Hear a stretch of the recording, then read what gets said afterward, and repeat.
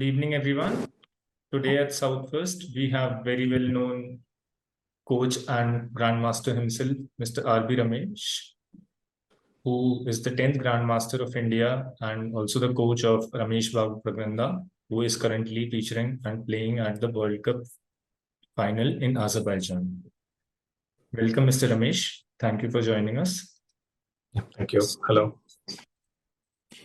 First of all, I would like to start from this only. How did you see today's match? And it also ended in a draw. Yes. Yeah. Today, I was kind of slightly surprised in the beginning, like the choice of opening which Magnus played. It was like he was basically offering a draw with the white pieces with his first initial moves. So initially, I thought maybe he has some very deep preparation and maybe he has some ideas which he wanted to show, but soon it became clear that there is nothing like that. He just wanted to finish the game today and take more rest for the tie breaks tomorrow.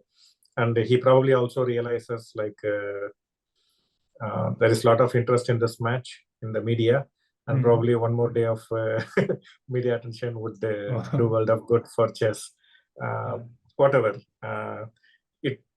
From Pragg's viewpoint, he was also extremely tired after all these games.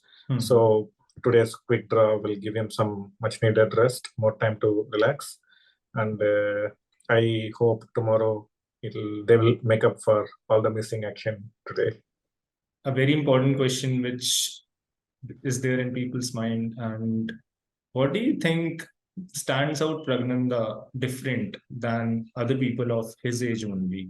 Like we have seen many grandmasters of around the same age, under 20 these days. But what do you still think? Okay, I don't know about the other juniors who are doing extremely well. For example, Gukesh, Arjun Ergesi, we have Nihal Sarin. And at the next level, we have Ronak Sadbani, Pranav, Leon Mendonca. So there are many young children coming up below the age of 20. So we have many grandmasters coming up below the age of 20, which is very good for Indian chess. But when we talk about these four players, Nihal, Arjun, Gukesh, Pragg, and if we take Abdul Sattarov, Vincent Kiemer, so these are all the other players who are doing well in the juniors. I will leave out Ali Reza because he has already touched 2800 level. So I know only Pragg very well among all this, and I don't have much information about the others apart from my brief interactions with them during tournaments or when studying their games. From my interactions with Pragg, I know him to be very confident in his abilities, extremely hardworking, very talented, and he can easily adapt to difficult situations without complaining too much. And he's a very good fighter on the board. He does not get overwhelmed by opponents' reputation. So I think these are very important. And mostly, over the board, he likes to spend more time and find the best possible moves.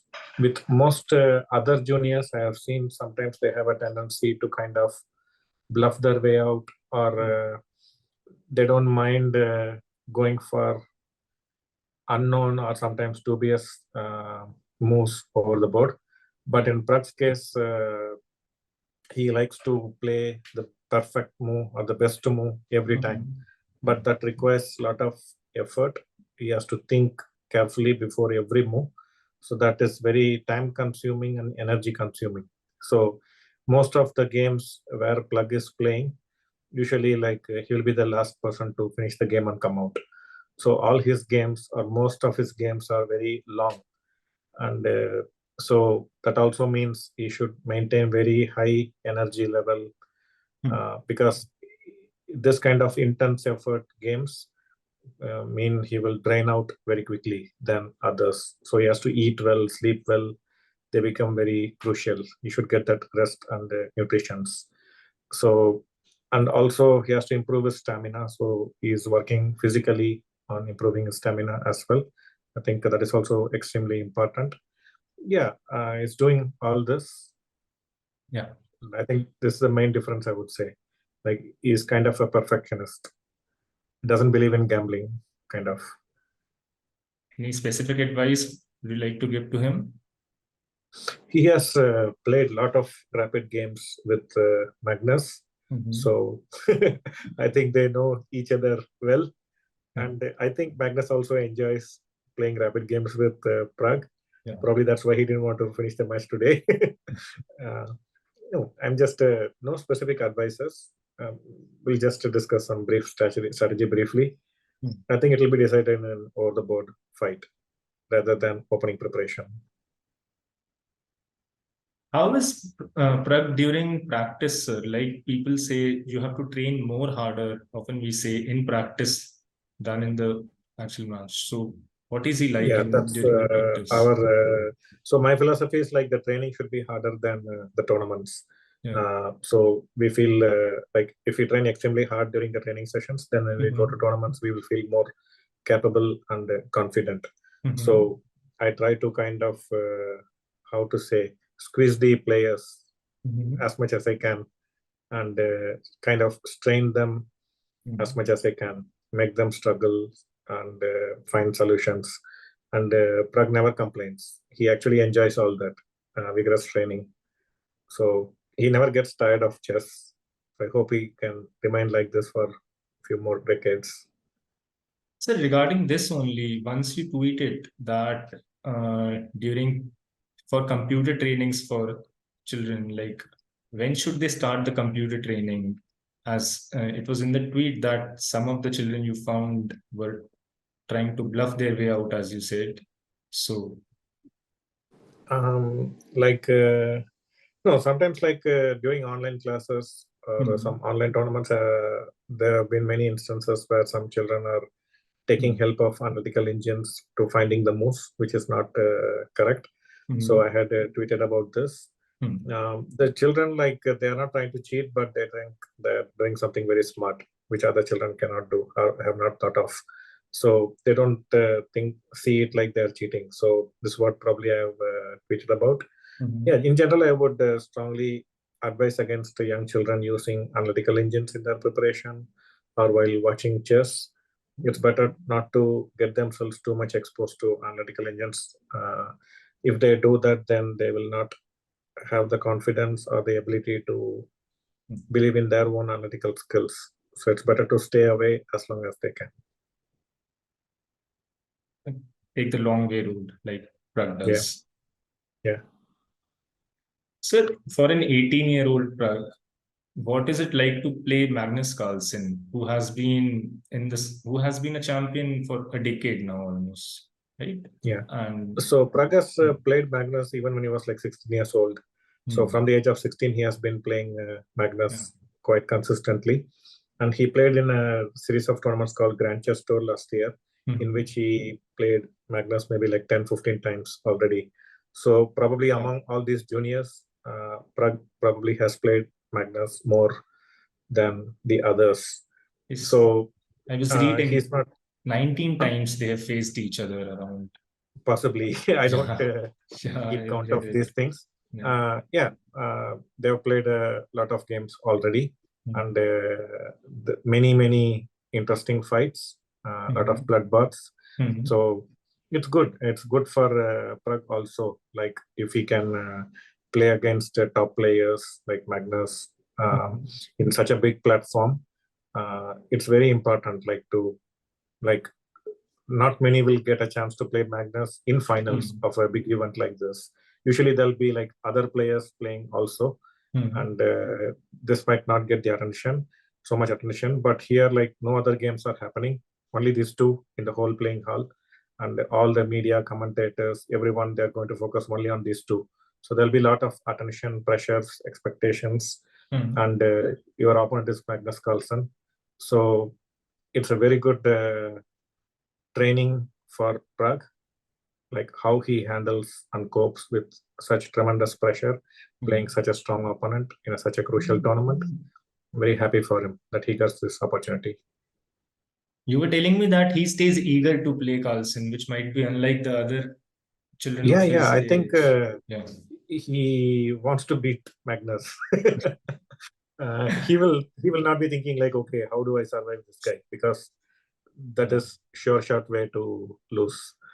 He should try to beat him. I remember like in a tournament in Miami last year, he had lost to Duda from a completely winning position. He lost, and then he was quite upset. And then I told him like, okay, the last thought. Next day he's going to play Magnus, so I told him like, the last thought in your mind before you sleep should be that I'm going to beat Magnus tomorrow. And he went and bet Magnus in a match very next day in the finals. So probably Magnus would want to take revenge in the finals against Pragg, because he has already lost one finals to Pragg. Let's hope, sir. It's Pragg's time this time. And sir, which match do you see till the road to finals in this World Cup? Which was the most crucial match? Do you see any crucial match for Pragg, which he took some time and it was Okay. quite, So the first few matches were not very strong. He played with Maxim Lagarde, then Navara David, then Berkas. All these matches, they were relatively smooth, not many anxious moments. And then Hikaru, he won quite comfortably in the tie breaks. First game, Hikaru just blundered. That made the job easier. So it was surprisingly smooth and easy against Hikaru. But then the next two matches against Arjun Ergesi and the one against Fabiano, there were many anxious moments. Like in Arjun Ergesi's match, he lost the first game with the white pieces. And I was like extremely sad after that loss, and I was not sure like how Pragg will come up with after this loss.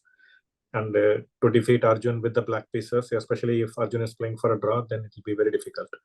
But somehow he created some chances in the end game and defeated Arjun. I think that was the turning point in the whole tournament, because he came from behind with the black pieces in a must-win situation. I think that gave him a lot of confidence. And then they went again in tiebreak, back and forth, back and forth. They were winning the black pieces. So there were many mistakes. The nerves were very visible in that match. Like Pragg was very nervous, and that prompted him to make more mistakes than he normally would. So that is an area of concern we need to address later. That was very strenuous match, and the tiebreaks against Caruana also. Like in many games, he was just defending in difficult situations and surviving. And when you do that, the opponents get really frustrated, because they know maximum they can get is an advantage, but not the win. So they can easily become desperate and make some stupid mistakes, which Pragg can exploit. And when he got the chance, he won with the white pieces and the match. So I think these two matches were very difficult. And you were telling me that Nakamura was also a little like you didn't, as in previous games, Pragg didn't have the results he wanted against Nakamura. So initially, you people thought that it will also be a tough game. Yeah, we were expecting like it will be a very difficult hurdle to get past in the World Cup, getting past Nakamura. So when he could do that, it gave a lot of confidence. Like if you can beat Nakamura, you can beat anyone, kind of confidence. Was ranking a factor, as Pragg was in top 30 while these people were ranked number 2, ranked number 3, Fabiano number 3, I think, and yeah, because Pragg's rating is just catching up with these guys. He's still on paper 2690, but his live rating I think is around 2725 or something like that. So on paper he's still 2690, so that means he'll be paired against the top, not in the middle. So with the new rating, if he's playing the same World Cup, he will have comparatively easier time in the first few rounds. But this is actually good in the long run, because the only way to reach the top is by playing these strong players. And he got this opportunity at such a young age, which is really good in my view. And sir, how do you see this? When I was growing up, I remember we would always listen Vishwanathan Anand's name as in the top circuit. And now Yeah. we have a, like we can say, a pool of talented players who are just growing up and are under 20, and they have been rising up. So what do you think has changed over the years, and what has come in for such players? And Yeah, the young generation is more confident. Like when we were young, there was lack of everything, lack of trainers, lack of playing opportunities, lack of tournaments, lack of chess books, chess literature, lack of internet access, computers, everything in shortage. But over the decades, as the Indian economy is also growing fast, more and more we have large middle class population and who have access to computers, internet, etc. And there are still large pockets where children don't have access to internet and computer in chess. I know there are many players who don't have computers and internet. So for them, it's a big handicap. So the access to technology and this large middle class, they are sending their children to Europe to play in tournaments, which was very difficult in olden days. It was very expensive. But now more and more children are playing in Europe. So they are getting international exposure at a very young age. And there are more trainers in India.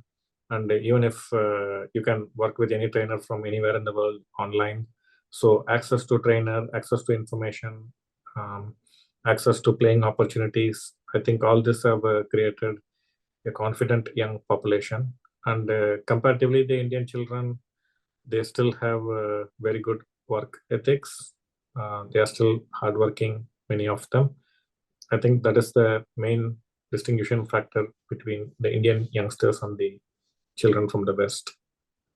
Mr. Anand also said that it is a confluence of many young grandmasters, many earlier grandmasters like you, Srinath, Mr. Srinath, and Mr. Vishnu Prasanna, and others as well, who have been opening training academies and then such children. So I think credit goes to you as well.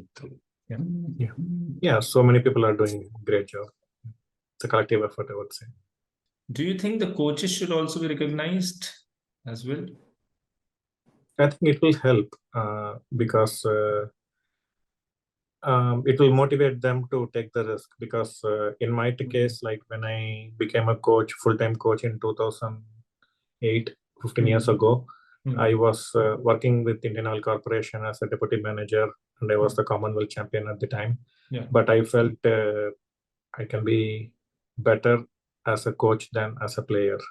I can contribute better as a coach. Then I quit my job from Indian Oil and retired from my active playing career. And it was very risky decision. And when we opened the academy, we had only one student. And the fee they paid was not even covering a monthly rental of the flat we had taken to start that academy. So it was very risky decision. But thanks to my wife, Aarti, she said like, whatever you earn, we will run the family within that. So don't worry about the money aspect. This is what your heart wants to do. So fully behind you. And that kind of support, it's without that kind of support, I don't think I'll be here. So yeah, it was very anxious. There were many anxious moments, but yeah, it has turned out well eventually. But I mean, I don't want other coaches to go through those kind of challenges. So if they are recognized and appreciated, it will encourage more coaches to come up confidently. Is meditation or Vipassana also part of your training? Or no, that was mainly for myself. Like I was under stress when I was a player, and I did not have a support system to help me. So when I was very stressed, I was trying a way to calm myself down, and then I was suggested to go to Vipassana by some friends. I tried many other types of meditation; it did not help me. And then when I went for this Vipassana meditation, it really helped me calm down my nerves. And then I understood the importance of psychology, having a good mindset, strong character to overcome the challenges in our life. So, but I don't force my students to learn meditation. I explain the benefits, but it's entirely up to them. One thing, like Tamil Nadu and Chennai in particular, over the last many years, they have produced many grandmasters. Now, other states like Gukesh from Telangana and other players are also coming up. So, Gukesh himself he's leading he has surpassed Mr. Anand also. And what should other states who are growing in chess should learn from Tamil Nadu? I'm not wise enough or knowledgeable enough to advise states what they should be doing. But obviously, some states are doing certain things better or correctly than most other states. So they should probably be curious about what the states are getting right. So my suggestion would be have more training academies and conduct more tournaments for the children, so they get the playing exposure quickly and very frequently. So access to quality tournaments and quality training will go a long way in producing talents. And any advice you would like to give to parents of young children, sir, who are budding and aspiring to be? My suggestion is parents should try to keep their expectations. Because many parents in India, they fear between sports and studies, like it's a regular norm. Yeah, so ideally the child should come to chess or take up sport only through their own initiative. And then parents start supporting the children when they recognize their child is very interested in some sport. Then it makes sense for the parents to support them with training, playing opportunities, and so on. And it's better not to have very high expectations at a very young age, because that can become high pressure for the children. And they should give space for the children to experiment, be curious, teach their children to have good work ethics, stay away from gadgets, video games, and so on, develop healthy habits, strong character. I think if they do that and provide the material requirements of the child, they will have a very good chance of becoming successful in whatever they want to. Sir, okay, question out of curiosity. You did not accompany Praggnanandhaa to Azerbaijan? Yeah, I am working as a head coach for Magnus Carlsen's club of Astil. Yes, sir. I'm also having some contract with the Romanian Chess Federation to train their youngsters. And I tried to have similar setup in India, but did not get the support which I'm getting in Romania or in Norway. So I said, okay, why not use this opportunity to work with young children in these countries? Yeah. So I had committed myself to these training camps in advance. So I was not able to accompany Pragg for the World Cup.